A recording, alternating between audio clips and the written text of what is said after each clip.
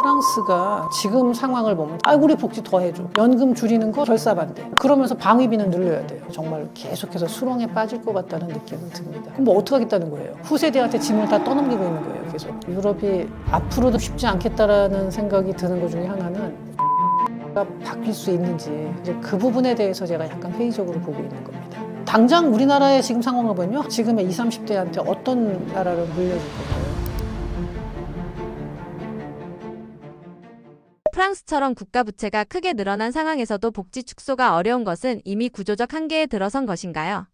요새 보면은 뭐 프랑스뿐만이 아니라 대부분의 국가에서 국가 부채가 상당히 많이 늘어났습니다. 뭐 지금 해외 주요국들 중에서 국가 부채가 100%를 넘지 않는 나라가 드물 정도다, 이런 얘기를 하는 수준인데, 그러니까 프랑스 상황으로 좁혀서 말씀을 드리자면요, 일단 이제 GDP 대비 부채 비율이 이미 114%고 재정 적자가 GDP 대비 5.8% 1년에, 그 증가 속도를 보면요, 2007년까지만 해도 이 GDP 대비 부채 비율이 65%였거든요. 근데 이게 2019년에 97%, 그리고 2024년에 112%에서 지금 올해는 114%로 될 것 같다, 이렇게 전망이 되고 있고요. 여기서 또 이제 프랑스가 상당히 다른 나라보다 부채가 더 악성인 게 뭐냐면은 외국인 보유 비중이 50% 중반대라는 거예요. 근데 추정하는 기관마다 조금씩 다르게 나오긴 하는데, 이게 한 10년 전만 해도 40% 초반대였는데 지금은 50% 중반대까지 올라왔다는 거거든요. 다른 나라들은 국가부채에서 그 외국 기관이나 외국인 보유 비중이 이렇게 높진 않아요. 심지어는 미국 같은 기축통화국, 그러니까 기축통화국은 분명히 이게 다른데도 불구하고 미국도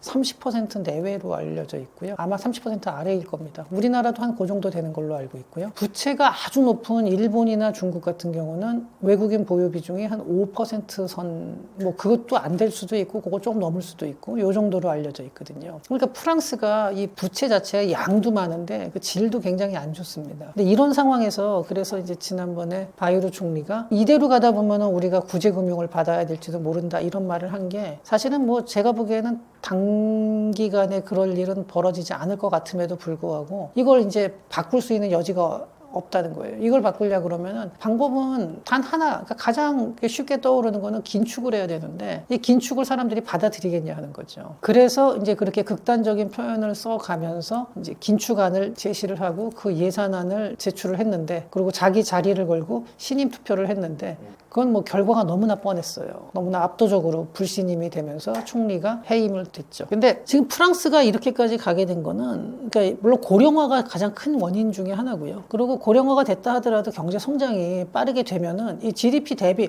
그러니까 GDP 대비 부채 비율이니까 GDP가 많이 올라가면은 이 부채 비율은 떨어지거든요. 근데 GDP는 별로 성장을 못 해요. 그런 와중에 지출은 계속 늘어나가는 거고, 그러고 지금 상태에서 그럼 앞으로 줄일 거는 잘 안 보이는데 늘릴 건 확실히 보여요. 군비를 늘려야 돼요. 지금 방위비 부담은 확실히 늘어나거든요. 이렇게 되니까 참 답이 없는 상황인데, 지금 프랑스가 이게 정치 구도를 보면요, 지금 현재 그 마크롱 대통령이 이끌고 있는 당이 르네상스라는 당인데, 이게 과반수가 안 되기 때문에 연정을 하는데, 그 연정 이름이 앙상블입니다. 여기가 근데 이 앙상블 자체가 또 과반수가 이번에 이제 실패했죠. 그리고 우파, 강력한 우파로 얘기 나온 극우라고 불리는 국민연합이 있죠. 르펜이 이끄는. 그 다음에 이제 좌파 쪽에서는 신인민전선이 좌파 연합인데, 이 신인민전선의 핵심은 그 멜라숑 대표가 이끄는 그 굴복하지 않는 프랑스라는 당입니다. 당 이름도 상당히 강하죠. 굴복하지 않는 프랑스. 근데 이 셋이 어느 쪽도 절대적인 주도권을 잡지 못하고 비슷비슷해요. 그러니까 그런 상황에서는 셋 다 상대방 표를 조금만 가져오면 돼요. 아니면 어느 쪽도 가지 않는 이 부동표를 조금만 가져와도 자기네가 집권할 수 있거든요. 그러다 보니까 파퓰리즘 경쟁으로 빠지는. 국민연합을 자꾸 극우라고 하는데, 근데 저는 강력한 내셔널리즘인 건 맞아요. 근데 경제정책을 제가 봤거든요.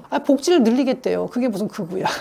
극우라는 표현이 맞는 건지 모르겠어요. 그냥 강한 내셔널리즘, 강한 민족주의, 이렇게 보는 게 좀 더 그런 표현이 맞는데, 자, 우리나라 언론에서는 극우라고 하니까 저도 뭐 그 표현을 따르겠습니다만, 그러니까 셋 다 계속해서 나와요. 근데 막상 자기네가 집권하면은 이렇게 하면 큰일 나거든요. 그러니까 집권당의 인기가 금방 떨어질 수밖에 없어요. 원래 마크롱 대통령도 약간은 이제 진보 성향이었는데, 대통령이 되고 난 다음에 운영하는 과정을 보면 오히려 중도 보수 쪽으로 와 있거든요. 그러니까 운영한 내용 보면은. 그러니까 그러다 보니까 뭐 또 좌파 쪽에서는 프랑스 재정이 이렇게 망가진 게 마크롱 대통령이 기업에 대해서 감세를 했기 때문에 했습니다. 실제 법인세 낮추고 뭐 이렇게 했거든요. 근데 만약에 그렇게 안 하면은 기업들이 그럼 더 성장이 떨어지고 저거 신인민 전선에서 얘기하는 것처럼 막 부유세 거두고 그럼 부자들이 떠나요 또. 유럽은 떠나기도 쉽잖아요. 그러다 보니까 이거는 부유세 도입하고 막 세금 올리잖아요. 그리고 상속세 높이고 이러면은 부자들이 다른 나라로 옮기는 거는 프랑스뿐만 아니라 과거에 스웨덴도 그렇고 다른 나라에서도 흔히 나타나는 현상이거든요. 그러니까 그거 부유세 다시 또 줄이고 뭐 이런 식으로 가면서 세금을 줄일 수 있는 거나 더 거둘 수 있는 거는 국민들이 반대하고 지출은 더 하자 그러고. 근데 연금이 처음에 도입될 때는 평균 수명이 한 70 정도였는데 지금 100세를 사는데 그 돈을 계속 지급을 해야 된다. 그러면 이게 제대로 갈 수가 없죠. 그러니까 구조개혁이 있어야 돼요. 연금에 대해서도. 근데 연금을 깎겠다. 연금 주는 나이를 2년 늦추겠다. 만약에 이렇게 해보세요. 그 당시 어떻게 되겠나. 그건 반드시 정권 교체가 됩니다. 그러니까 이게 계속해서 막히는 거예요. 지금. 과거에 사르코지 총리도 그 프랑스에서 그래도 연금 개혁을 그때 했거든요. 그래가지고 조금씩 늦췄어요. 받는 나이를. 근데 그래가지고 정권이 또 이제 무너졌었죠. 독일에서 슈레더 총리도 그런 그 연금 건드려가지고 정권이 바뀌고 이런 식으로 계속 같은 과정을 겪고 있는데 참 이런 거 보고 있으면은 프랑스가 앞으로도 부채를 줄이기가 쉽지 않을 거다. 그러니까 프랑스가 상당히 경쟁력이 있는 나라예요. 그러니까 단순히 패션이나 뭐 관광뿐만이 아니라 제조업 경쟁력도 상당히 뛰어난 나라예요. 뭐 생물학 쪽에서도 그렇고 기계 쪽에서도 에어버스 같은 다른 나라는 합작이긴 하지만 프랑스 주도로 그 민항기를 만들고 이런 나라인데 굉장히 그 경쟁력이 있는 나라임에도 불구하고 지금 상황을 보면 재정만 놓고 보면은 이 상태로 가다 보면 정말 계속해서 수렁에 빠질 것 같다는 느낌은 듭니다. 유럽 주요국의 경기 둔화는 기존 시스템의 근본적인 전환이 필요함을 보여주는 것인가요? 유럽 주요국들이 다 처한 상황이 다르고 또 원인도 조금씩 다릅니다. 다른데 이제 가장 근본적인 거, 그래도 공통적인 거를 이제 쭉 모아놓으면은 역시 전체적인 사회의 활력이 떨어졌다라는 건데요. 미국하고 한번 비교를 해보실 때 미국 경제를 이끄는 기업들, 미국의 성장을 주도하는 기업들을 보면 물론 전통 기업도 있지만 대부분 테크 기업이에요. 최근에 떠오른 거는. 물론 이제 전통 기업들의 기반이 있고 거기서 더 치고 나가는 거 보면 매그니피선트 세븐으로 이제 대표되는 테크 기업들이죠. 매그니피선트 세븐 중에서 마이크로소프트가 좀 올드하다는 느낌이 드는데 그 마이크로소프트도 전 세계적으로 큰 대형 기업으로 성장한 거 보면은 90년대를 거치면서 2000년대 초반쯤 왔을 때 세계에서 가장 지배적인 기업이 돼요. 그 분야에서. 근데 유럽에서는 그런 기업이 과연 몇 개나 있는지, 그리고 규모가 어느 정도 되는지, 과연 유럽을 끌고 나갈 만한 새로운 기업들이 나왔는지를 한번 보시죠. 물론 전통 기업들의 경쟁력은 아직도 상당히 강합니다. 뭐 자동차에서 벤츠나 BMW 이런 차들도 있고, 이탈리아의 뭐 람보르기니, 뭐 페라리 이런 차들 보면은 정말 세계 최고 수준이긴 하죠. 그런데 그런 기업들이 유럽을 갖다가 지금 계속해서 성장을 끌고 나갈 만큼 성장을 하고 있는지. 물론 이제 영국의 아스트라제네카라든지 몇 개가 있어요. 뭐 네덜란드의 ASML 이런 기업들도 있고 뭐 한데 그런 기업들이 정말로 지금 현재 유럽을 끌고 나갈 만한 주도적인 기업으로 메인스트림에서 이제 끌고 나갈 만한 그런 규모가 되느냐 봤을 때 그렇지가 않거든요. 그러니까 이런 면에서 여기서 이제 격차가 벌어지는데 저는 이렇게 된 원인이 뭐 여러 가지가 있겠습니다. 여러 가지가 있겠지만 가장 큰 거는 역시 이제 디지털 전환에 실패를 했고 그다음에 그 고령화 영향도 좀 있었어요. 그러면서 재정이 어려워지다 보니까 신산업에 대한 투자가 쉽지 않았고 그리고 미국 같은 경우는 그 새로운 산업의 기업이라든지 이런 데 보면 상당히 적극적으로 지원을 했는데 유럽에서는 이제 그런 움직임이 별로 없었죠. 그리고 또 이제 기존 사업자에 대한 보호도 너무 강하게 한 것이 아닌가. 그 다음에 강성노조 뭐 이런 문제도 있고요. 프랑스 같은 경우는 사실 그 강성노조가 아주 악명이 높죠. 예, 뭐 이런 것들이 있고 뭐 독일이나 영국은 프랑스만큼은 강성노조는 아니지만 거기서도 보면은 상당히 보수적이에요. 사회가 미국에 비해서는. 근데 그런 것들이 조금 그 활력을 떨어뜨린 것이 아닌가 하는 생각이 듭니다. 그리고 이제 하나 추가하자면은 이거는 좀 민감할 수도 있어서 저하고 생각이 다르신 분들도 많을 텐데 좀 유럽이 과거에 미국에 비해서 비경제적 가치에 대한 비중을 많이 뒀어요.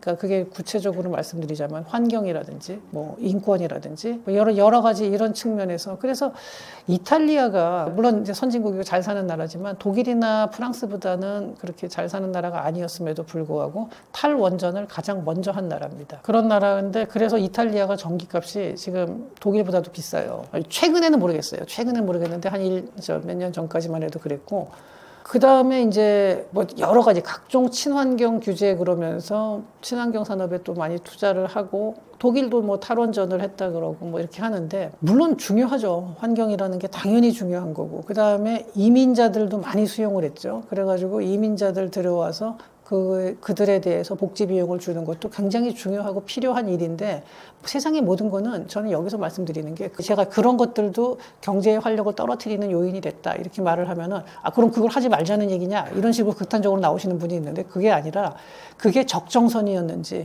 자기네가 감당을 하면서 성장을 해 나가면서 계속 지속 가능하게 갈 수 있는 선이었는지 아니면 그게 좀 과도했었는지 요건데 물론 이거에 대한 평가는 사람마다 다를 수 있고 정확하게 그럼 어디까지가 뭐 적정이고 어디부터 아니냐 이거는 아직은 뭐 잘 모르지만 그래도 저는 요새 유럽을 보고 있으면 그런 것들이 조금 과도했던 것이 아닌가. 정말로 그러면 우리는 경제 발전 필요 없고 그렇게 해서 그러면은 뭐 그런 가치를 더 중시하고 살겠다 그러면은 그러면은 복지 혜택이라든지 경제적인 만족도는 줄여야 될 거 아니에요. 근데 그건 그대로 해줘. 그러면서 기업이나 어떤 산업 활동에 대해서는 악화시킬 수 있는 요인들에 대해서는 이것도 최대한 해야 돼. 이렇게 하면은 두 개가 동시에 갈 수가 없는 거거든요. 근데 유럽이 약간 그런 모순적인 모습들이 많이 보였어요. 그래서 이거는 상당히 제 주관입니다. 그러니까 이건 제가 절대적으로 맞다라기보다도 정말로 이게 적정선에서 했던 건지 아니면 좀 이쪽으로 과도하게 갔던 건지 여기에 대해서는 한번 유럽을 볼 때 이 부분을 좀 우리가 생각을 해봐야 될 것 같습니다. 기술과 산업에 강한 면모를 보인 유럽이 왜 디지털이나 신산업에서 뒤처지는 양상으로 가나요? 여전히 유럽은 지금 요새 좀 주춤한다 하더라도 그 제조업 경쟁력도 어느 정도 갖추고 있고 전통적으로 강한 산업들이 상당히 많이 있습니다. 우리가 뭐 이탈리아 같은 경우도 거기 제조업 별로 없지 않아 그러는데 안 그래요. 이탈리아가 패션이나 식가공 이런 것뿐만이 아니라 기계 산업도 상당히 그 수준이 높습니다. 다만 이렇게 대형 기업이 없는 거죠. 그게 문제인 거고 자동차도 보시면 알잖아요. 이탈리아 자동차 얼마나 그 최고급 차들이잖아요. 근데 문제는 이제 그게 다 소형 기업들이에요. 생각보다. 그 명성에 비해서 굉장히 소형 기업이고 나라를 끌고 갈 만한 그런 수준이 안 되는 거고요. 근데 그게 구조적으로 여러 가지 이유가 있습니다. 기업이 커지면 받는 불이익이 너무 많아요. 이탈리아에서는. 그러니까 그런 것들이 이제 문제가 되는 거예요.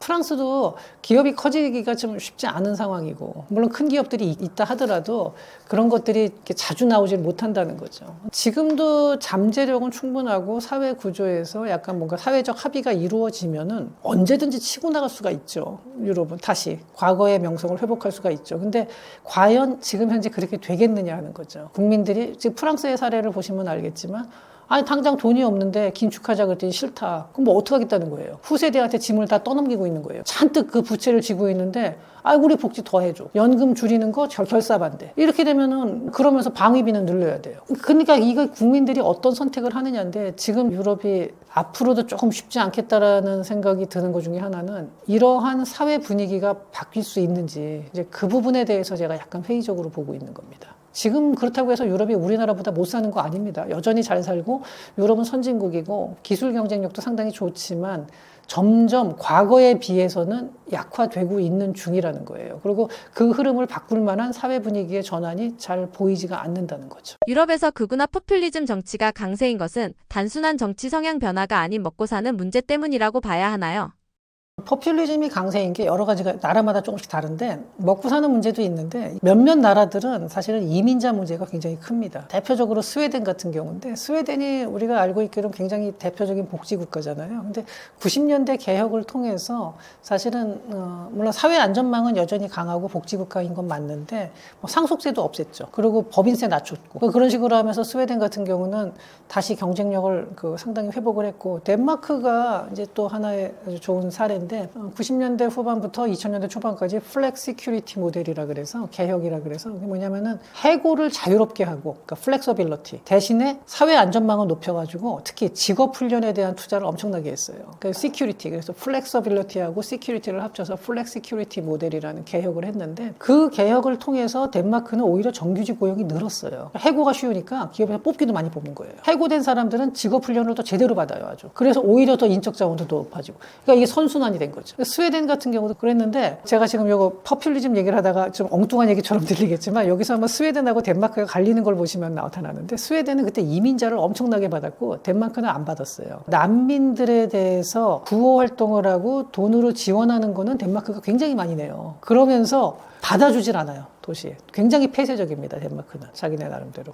더군다나 덴마크는 늘 사회당이 집권을 하는데도 불구하고 그 사회당 자체가 난민 받아주고 이민자 수용하는 거에 대해서 엄청나게 폐쇄적이에요. 그리고 스웨덴은 반대로 갔죠. 스웨덴은 난민들을 굉장히 많이 받아줬습니다. 그래가지고 스웨덴에 보면요. 난민들이 처음에 들어왔을 때는 아무래도 좀 이제 소득이 낮고 이러다 보니까 자기네들끼리 몰려 사는 지역, 약간 빈민가죠. 스웨덴 내에서. 그런데 많이 몰려 살게 됐는데 난민들은 그렇게 살아도 불만이 전혀 없어요. 난민 캠프에 있다가 와서 거기 사는데 얼마나 행복해요. 그러니까 사회적으로 봤을 때 조금 차별을 받는다, 우리가 2등 시민이다 그런다 하더라도 불만이 별로 없어요. 문제는 난민 2세대입니다. 나는 스웨덴 사람인데 왜 이렇게 2등 시민 취급을 당하고 우리끼리 몰려서 빈민가에 살아야 돼 이러면서 이런 불만들이 굉장히 많고 또 복지국가라는 게 장점도 있지만 단점이 소득세가 높고 이러다 보니까 자기가 아무리 뛰어나서 소득을 많이 벌어도 신분 상승이 잘 안 돼요. 약간 이런 면은 이런 단점은 있어요. 그러다 보니까 난민 2세들이 이제 갱단을 조직하고 지금 스톡홀름 같은 경우는 유럽에서 가장 총기 사고가 많이 일어나는 도시 중에 하나입니다. 굉장히 위험하고 거기에 대한 그러니까 복지 비용이 많이 들어가는 것뿐만이 아니라 지금 스웨덴이 치안이 엄청나게 불안해졌어요. 예전에 한 90년대에서 2000년대 초반까지만 해도 스웨덴 그럼 정말 안전한 나라였거든요. 근데 지금은 가장 위험한 나라 중에 하나로 갔습니다. 물론 이제 전체가 다 그런 건 아니고 대도시 주변이 얘기인데 그러니까 스웨덴에서도 극우 정당이 지금 네덜란드에서도 그렇고 독일도 그렇고 뭐 전부 다 보면요. 그 극우 정당이 경기가 침체되고 이럴 때 타겟으로 삼는 게 주로 이민자들이죠. 더 구체적으로 말씀드리자면은 무슬림 대상으로 이렇게 나오는데 극우 정당이 덴마크엔 전혀 없습니다. 왜 없냐? 사회당인데 분명히 사회당은 사회당인데 이민자에 대해서 너무나 배타적이에요. 그 이민자가 없어요. 그러니까 경기 자체도 덴마크가 상당히 지금 성장을 잘 하고, 그러니까 유럽 국가 중에서는 그래도 가장 안정적으로 가는 데 중에 하나긴 한데, 뭐 네덜란드도 나쁘지 않거든요, 경제가. 근데 네덜란드에서는 그런 극우 정당이 나오는데 덴마크에서 안 나오는 거는 이민자가 없어요. 그러니까 이런 걸 보면요, 파퓰리즘이 강세인데 이게 정치 성향 변화하고 먹고 사는 문제가 합쳐진 겁니다. 그러니까 경기가 썩 좋지 않은 상황이다 보니까 그 탓을 돌리는데 그 탓이 지금 이민자를 향해서 가고 있는 거고요. 그러면서 아까 프랑스 같은 식으로 파퓰리즘이 많아져요. 파퓰리즘이 많아지는데 그 파퓰리즘이라는 게 하나가 두 가지로 크게 가는데 하나는 돈 쓰는 거하고요. 하나는 타겟을 정하는 거예요. 내가 욕할 타겟을 하나 정해서 이것도 하나의 파퓰리즘이죠. 이런 것들이 합쳐지는 겁니다. 그리고 그 좌파 정당 쪽에서 진보 정당 쪽에서는 그 파퓰리즘으로 누구를 하느냐? 그 나라의 부자들을 대상으로 하는 거죠. 공격 대상. 부유세를 걷어야 된다. 저기다 중과세 해야 된다. 이런 식으로. 양쪽에서 그러니까 지금 유럽은 이게 아주 극단적으로 가고 있는 상황이죠. 우리나라는 그 이민자 문제가 아직까지 심각하지는 않은데 요거 한번 우리나라도 미리 대비를 해야 돼요. 그러니까 이민자 2세들이 사회에 잘 동화돼서 건전한 사회 구성원으로 잘 성장할 수 있게 이쪽에 신경을 많이 써야 됩니다. 우리나라도. 그나마 우리나라는 좀 아직까지는 다행인 게 이 사람들이 어느 한 지역에 집단화되는 거는 조금 덜해요. 물론 이제 도시 전체에서 보면 부분적으로는 있죠. 그것까지는 어쩔 수 없는데 아직까지는 그 스웨덴 같은 식으로 그렇게는 안 가고 있고요. 근데 저는 그 특히 이민자 2세대들이 이렇게 똘똘 뭉치는 건 정말 위험해집니다. 그냥 이제 외국인들이 많이 들어오고 하다 보면 외국인 많이 사는 지역의 치안이 좀 안 좋아지는 거는 그거는 일상적인 일이에요. 그러니까 우리나라도 그런 것들이 있긴 하지만 그 유럽만큼 그렇게 심각하지는 않거든요. 이 문제에 대해서는 정부에서 신경을 굉장히 많이 써야 될 문제고 앞으로 장기적으로 우리가 같이 이제 끌고 나가야 될 문제 중에 하나입니다. 결국 우리나라도 이민을 받아들일 수밖에 없는 상황인가요? 자연스러운 현상이라고 보기는 하는데 조심스럽게 가야 돼요. 그러니까 지나치게 많이 오픈을 하게 되면요. 그 사람들이 들어와서 살 수 있는 데가 한 군데에 딱 몰리게 되잖아요. 그렇게 되면 이게 사회 불만 세력으로 갈 가능성도 있고 그렇다고 해서 그걸 인위적으로 여기저기 흩어놓을 수는 없잖아요. 그 사람들 너 저기 가서 살아, 뭐 여기 가서 살아. 이거는 뭐 전체주의 국가에서나 가능한 거죠. 그렇게 할 수는 없는 거기 때문에 상당히 좀 신중하게 하되 그렇다고 덴마크만큼 저렇게 폐쇄적으로 가기는 좀 어렵고 우리나라 사회에서는 또 필요한 부분도 있고 하니까 이런 복지나 그러니까 이민자들을 어떻게 하는지 사회학 같은 쪽에서는 제가 전문가는 아니지만 저는 이제 큰 흐름에서 봤을 때 담론 수준에서의 그 방향에 대해서는 한번 질문을 던져보고 싶습니다. 이건 사회에서 다 같이 한번 생각을 해보자. 그리고 우리 사회적 타협을 어떤 식으로 이루어 나갈지를 정치권에서도 그렇고 언론에서도 그렇고 좀 이렇게 사회적 합의가 필요한 상황이기 때문에 이 부분에 대해서 빨리 논의를 시작했으면 하는 생각입니다. 유럽의 상황으로 비추어 볼 때 한국도 복지에 재정을 쏟아붓는 정책이 과연 안전한 선택이라고 볼 수 있나요? 전혀 아니죠. 제가 왜 대부분의 질문에 대해서 이렇게 정확하게 이거다 저거다 딱 잘 말을 안 하는데 재정을 자꾸 확장하는 거에 대해서는 저는 굉장히 강하게 반대를 합니다. 우리나라의 GDP 대비 부채 비율이 아직은 낮은 편이에요. 그 OECD 국가 중에서 굉장히 낮은 편이긴 건 맞는데 우리나라의 인구 구조를 보면요. 이 빠른 고령화 속도 이거 생각을 해보면은 이게 우리 후세대, 앞으로 한 20, 30년 후에 가면은요, GDP 대비 부채 비율이 엄청나게 높아져 있을 겁니다. 우리나라가 지금 초고령 사회에 이미 진입했다고는 하지만, 우리나라 초고령 사회는 젊은 초고령 사회예요. 그러니까 65세 이상이면은 고령자로 치죠. 그리고 고령자 비율이 21% 이상이면은 초고령 사회라고 하는데, 65세하고 100세하고 같지가 않거든요. 그래서 보통 고령자도 나눠요. 75세 이상을 후기 고령층, 65세에서 74세까지를 전기 고령층. 그런데 우리나라는 전기 고령 층의 비중이 높은 초고령 사회입니다. 그러니까 아직까지는 비용이 많이 안 드는 사회예요. 여러분 보시면은 65세 정말 노인으로 보이시나요? 제가 어렸을 때는 65세면 진짜 할아버지였어요. 근데 지금 65세 보면 그 당시에 40대하고 큰 차이가 안 나 보일 정도예요. 건강하죠. 간병비 이런 거 많이 안 들어요. 근데 그런 비용들, 사회적 비용이 많이 들고 개인적으로도 비용이 많이 드는 거는 이 후기 고령자 한 80 넘어가면서부터예요. 사실 요새 70세도 젊죠. 70세도 뭐 만성질환 조금 있는 정도지 그렇게 크게 문제가 없거든요. 지금 상태라면요 우리나라 재정 확장이 될 수밖에 없고, 그리고 지금 우리나라도 방위비도 세계 질서 개편 때문에 지금보다는 더 늘릴 수밖에 없는 상황이에요. 근데 이런 상태에서 지금 복지 재정에 돈을 쏟아붓는다 그러면은 이게 가능할까요? 당장 우리나라의 지금 상황을 보면요 한 5년 10년까지는 괜찮아요. 그래도 그렇게 해도 큰 상관없어요. 근데 그걸 넘어섰을 때 우리 후세대한테 그러면은 지금의 20, 30대한테 어떤 나라를 물려줄 건가요? 저는 그래서 이게 굉장히 지금 우려가 되고요. 짐을 지우는 세대가 돼서는 안 되거든요. 근데 지금 이렇게 재정을 쏟아붓는 정책, 그러니까 지금 현재 상태가 우리나라가 갑자기 신용경색이 돼가지고 다른 거는 건전한데 돈줄이 좀 부족하다 그럴 때는 그때는 일시적으로 돈을 넣는 게 맞겠지만 그런 상황이 아닌데 지금 자꾸 이렇게 현금성 지원을 늘린다는 거는 저는 굉장히 위험하다라고 생각을 합니다. 이런 부분들은 정책적으로 봤을 때 재고가 필요한 것이 아닌가 생각을 합니다. 안녕하세요. 저는 산업연구원의 조현승이라고 합니다. 제가 2002년부터 이제 산업연구원에서 근무를 했고, 지금 제가 담당하는 제일 많이 하고 있는 분야는 고령화 관련입니다. 그래서 뭐 고령 친화 산업이라든지 고령화 관련된 여러 가지 그 일들을 제일 많이 하는데, 국책연구소라는 데가 한 가지 일만 할 수 있는 건 아니고 다양한 일을 해야 되고, 그러다 보니까 뭐 요즘 들어서 세계 공급망의 변화 이런 것들이 있을 때 저도 뭐 그 부분에 대해서 일을 계속 해야 되고 그 부분에 대한 업데이트를 많이 하게 됩니다. 그리고 요새 뭐 원자재 관련된 얘기도 뭐 제가 그쪽에 대한 보고서를 직접 쓰지는 않아도 여러 가지 이제 상황을 이제 다른 종류의 보고서를 쓰다 보면은 그런 얘기들이 부분적으로 나오게 되기 때문에 그런 것도 많이 업데이트하고, 세계 경제 뭐 현황에 대해서도 이제 많이 이제 지켜보고 좀 분석을 하고 있습니다. 그리고 마지막으로 이제 그 요새 여기저기서 나와서 하는 얘기들을 보면은 사람들이 유튜브 알고리즘도 그렇지만 자기가 원하는 것만 계속 듣게 되고 자기가 하나의 방향으로만 보게 되는데, 그러다 보니까 균형 잡힌 시각이 잘 안 나와요. 근데 중국에 대해서 볼 때도 좋은 면만 쭉 모아놓고 나면은 중국이 곧 미국을 추월할 것처럼 보이고, 나쁜 것만 쭉 놓고 나면은 중국이 곧 망할 것처럼 보이고, 이렇게 보이는데 실제로는 그렇지 않거든요. 긍정적인 요소, 부정적인 요소가 다 섞여 있고, 중국뿐만이 아니라 유럽도 마찬가지입니다. 뭐 모든 게 다 그렇고 뭐 미국도 그렇고요. 다 굉장히 강한 부분이 있고 또 굉장히 취약한 부분을 가지고 있어요. 우리나라도 그건 마찬가지고요. 근데 이렇게 있을 때 어느 한쪽만 쭉 모아놓고 나서 결론을 내린다 그러면은 이건 굉장히 그 잘못된 결론으로 빠질 수가 있어요. 그래서 다른 모든 거를 볼 때요, 장단점을 골고루 보면서 종합적인 판단을 하는 것이, 그러한 노력이 요즘같이 이렇게 SNS나 유튜브 같은 게 자꾸 확산돼가는 과정에서는 종합할 수 있는 그러한 시각이 더더욱 중요해지고 있다라고 생각을 합니다.